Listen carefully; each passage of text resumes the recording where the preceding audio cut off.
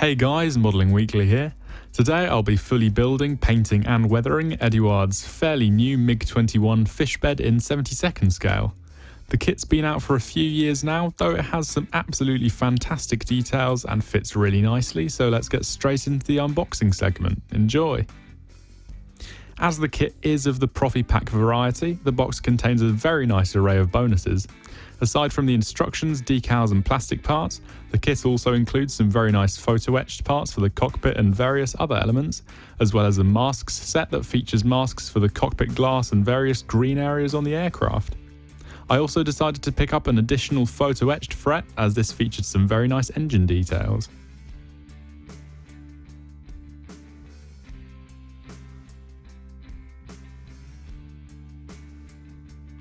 As I mentioned before, the plastic parts in this kit are absolutely top-notch. Whilst rivets aren't fully present on all the panels, there are more than enough of them, especially for 72nd scale. In terms of other recessed details, such as the panel lines, everything is super fine, crisp, and on the whole, absolutely outstanding. The way the kit has been designed also eliminates a huge amount of the joining seams that would be present, which is a massive bonus and time saver. It's also worth mentioning the very nice selection of ordnance that comes as standard with the kit. This was a very nice touch. Brass and extras are available if desired, however. As for the clear parts, everything seems to be in order with no flash present at all. Yet another beautiful, clear sprue from Eduard.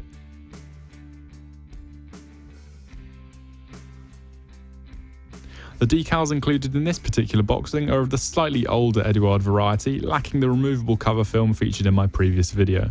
This, however, turned out to not be an issue at all.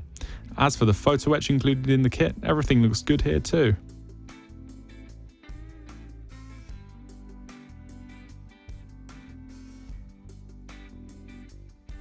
Building commenced with the joint cockpit and forward gear bay assembly. This was very nicely detailed whilst keeping the part count to a good level. This was nice to see as it meant that the cockpit could be assembled fairly rapidly.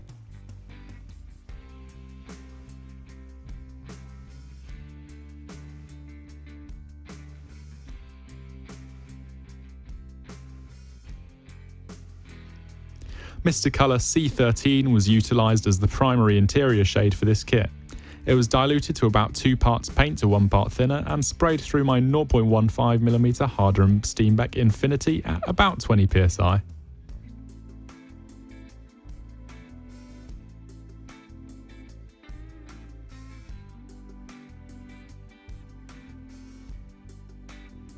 To add some shading to the interior, I decided to give this ammo shader a go. I believe it's sort of a diluted ink, and it worked very nicely to pick out panel lines and surface features in the cockpit. It was sprayed straight from the bottle as it comes pre-thinned. Building up the effect over several layers worked best for me.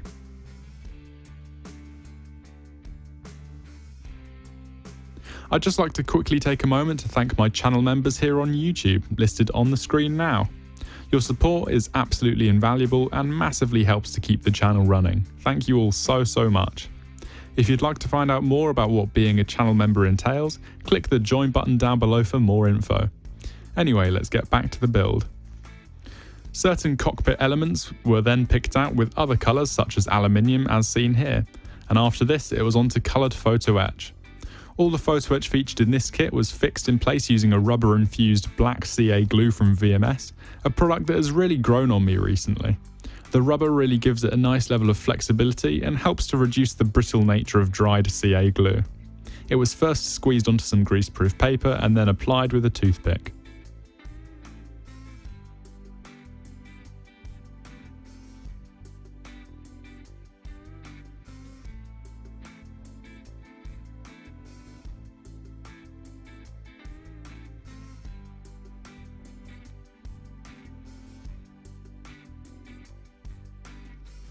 I then made use of a dark brown Tamiya pin wash to pick out some of the details in the cockpit tub. This simultaneously added a bit of grime to the cockpit, making it appear a little more used.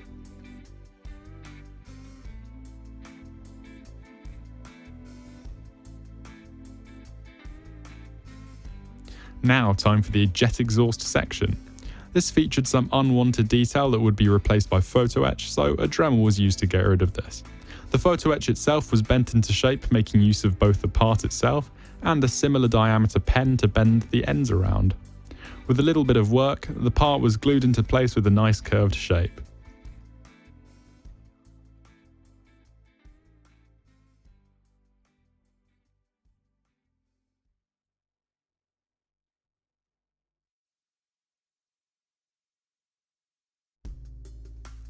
Mr. Colour Super Metallic Dark Iron was used as the base colour for the inside of the exhaust, thinned down quite a bit and sprayed through my 0.4mm Ultra at 20 psi. This colour would serve as a nice base for some darker shading later on.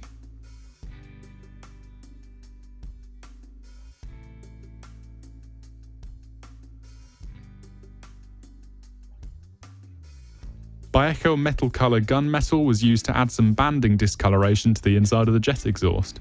This was focused around any panel joints or where heat may be focused over time. A custom mix, as shown on screen, of XF19 and XF60 was used to spray all three wheelbays on this aircraft. This wasn't an exact colour, though it was very close given the paints I had available. The separate interior modules could then be fixed into place. This was a completely trouble-free process, with both the cockpit tub and exhaust sections sliding into place with no fit issues. Following this, the two fuselage halves could be glued shut, ready to move on to the next process.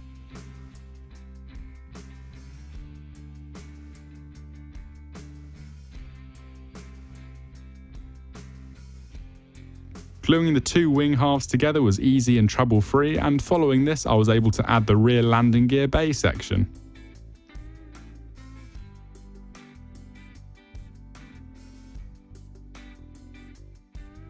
This dorsal section featuring the tail fin was absolutely brilliantly designed. It completely eliminates the join seam on top of the aircraft, making the tidying up process much simpler.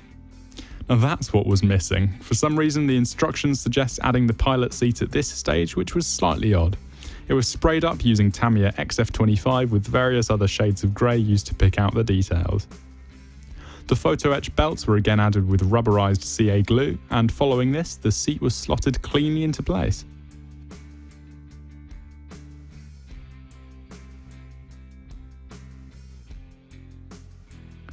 The first colour that I laid down on the model was Mr. Colour C66 Bright Green. This was applied to a couple of sections of the airframe which would be used as identification markings. These would then be masked using the kit supplied masks. With that done, the whole model was sort of primed with a gloss black lacquer from Mr. Colour, which would serve as a brilliant base coat for the metallic shades soon to come. This, however, isn't a dedicated primer product, so as a result I'd recommend using a gloss black primer instead, as its grip to the surface would be much better.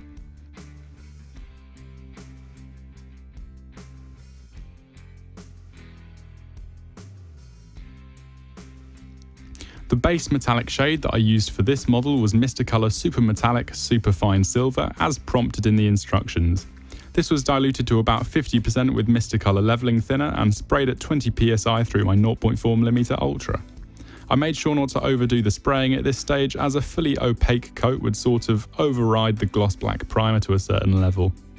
Minimising the amount of coats also helped to maintain the high level of sheen.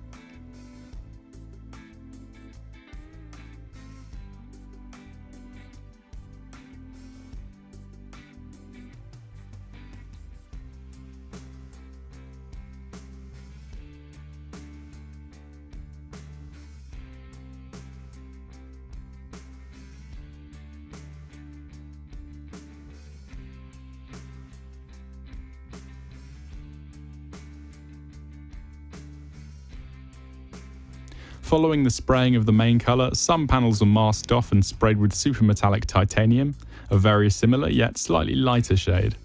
The difference made by this was subtle, though from the certain angles and lighting positions it makes a huge difference. The same airbrush parameters were used for this.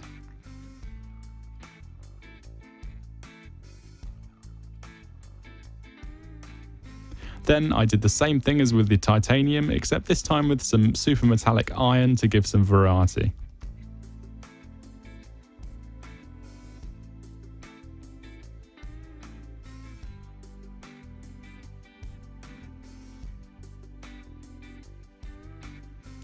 The exhaust nozzle was masked off and sprayed with Bieco Metal Colour Gunmetal, as I couldn't find a shade in the super metallic range that was dark enough.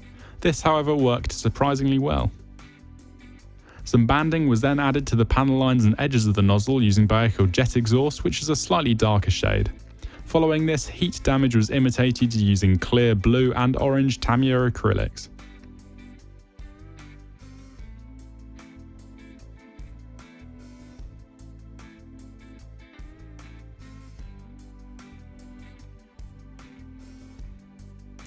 I also returned to those ammo shaders at this stage, adding some grime buildup along some of the main control surfaces and panel lines.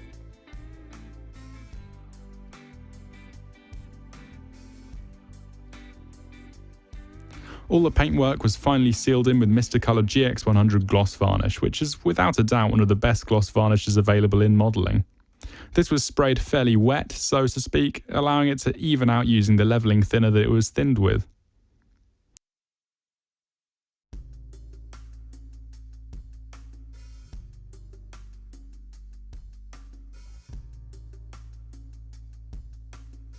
Now onto some decals.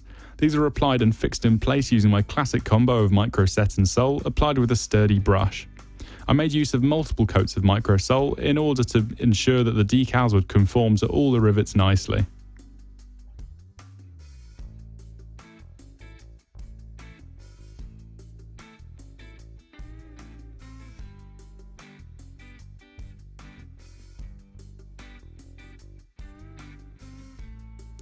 Tamiya X35 semi-gloss followed the decal stage. This provided a nice balance between matte and gloss, giving the best of both worlds in terms of oil blendability and metal shine.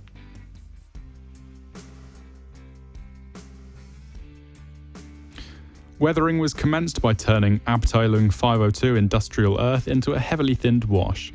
This was touched against all the recessed surface features on the model, making use of capillary action to draw it around them. Any unwanted excess was simply removed with either white spirit dampened brush or paper towel. On camera, the wash appears slightly green, though this was a bit of a mishap with the white balance and it looked far more brownish in real life.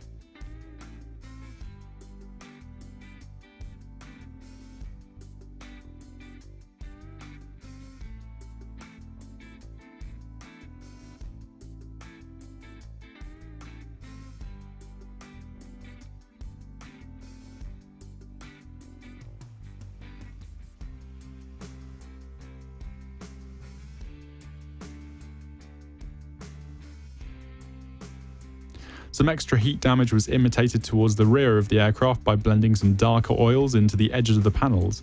This was done by using the dry blending method, highlighted in my Oil Weathering for Beginners video over on my channel. Feel free to check that out for more info.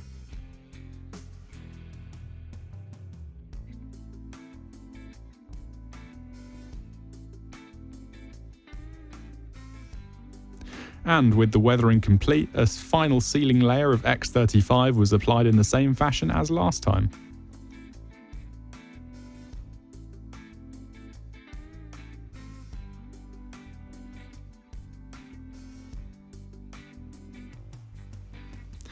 Now let's focus our attention on the cockpit glass, which I masked up earlier using the kit masks and masking fluid. This was also my first time masking the interior of the canopy as well as the exterior. I created the interior masks by replicating the kit supplied ones, and they proved very useful when applying the cockpit shade. The exterior was painted up with the same gloss black as earlier, finished off with a nice coat of super metallic superfine aluminium.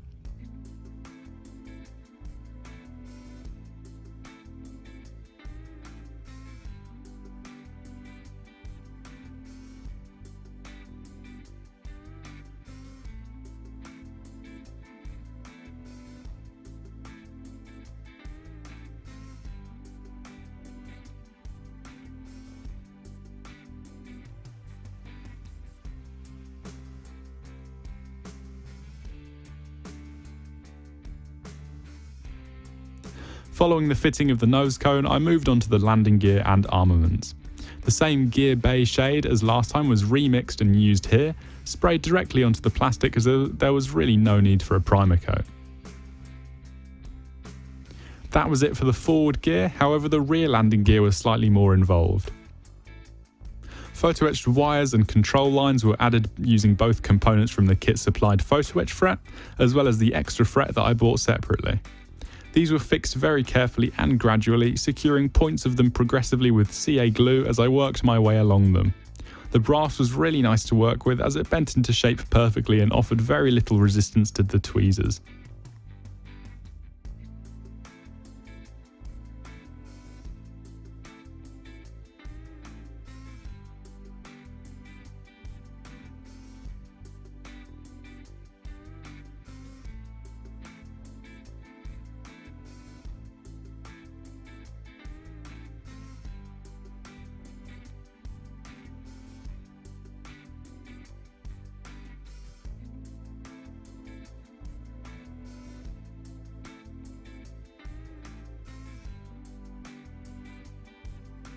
With all the photo etch applied to the landing gear, it was sprayed all over with the same gloss black as earlier, followed by a nice layer of super metallic fine silver to match the surface of the airframe.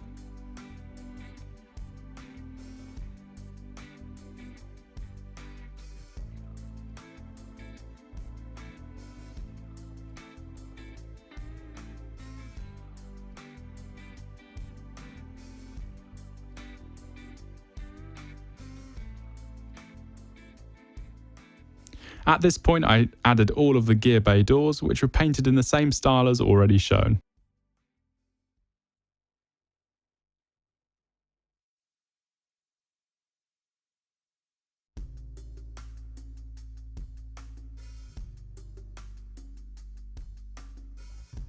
Fairly predictably, the central drop tank featured on the aircraft was first sprayed with gloss black and then topped off with superfine silver, followed by a satin varnish. Fixing everything onto the airframe was the last step, and with this done, the model was complete.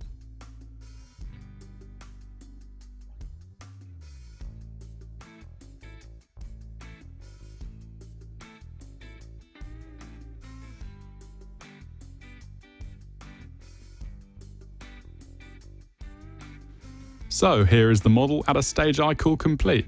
This was the first time I'd ever used super metallic paints to fully spray a model, and I have to say I'm impressed. Even under 3 layers of varnish, the level of sheen is, in my opinion, unmatched, so huge props to Mr. Colour for giving us an amazing metallic product. With all the weathering and panel effects taken into consideration, I'd say I'm very happy with the end result on the whole. Obviously, there's some areas that I'd tweak next time, for example using a primer coat instead of going straight to paint, though as I said, I'm very pleased with how it's come out as is. I'd love to know your thoughts, so make sure to leave a comment with your opinion down below. Well, that's about it from me. Thanks very much once again to our Modelling Weekly channel members, your support is incredible, and thanks very much to all of you for watching this far. If you did enjoy it, don't forget to drop a like as it helps the channel out immensely. That's it for now, I hope to see you all here next time. Bye!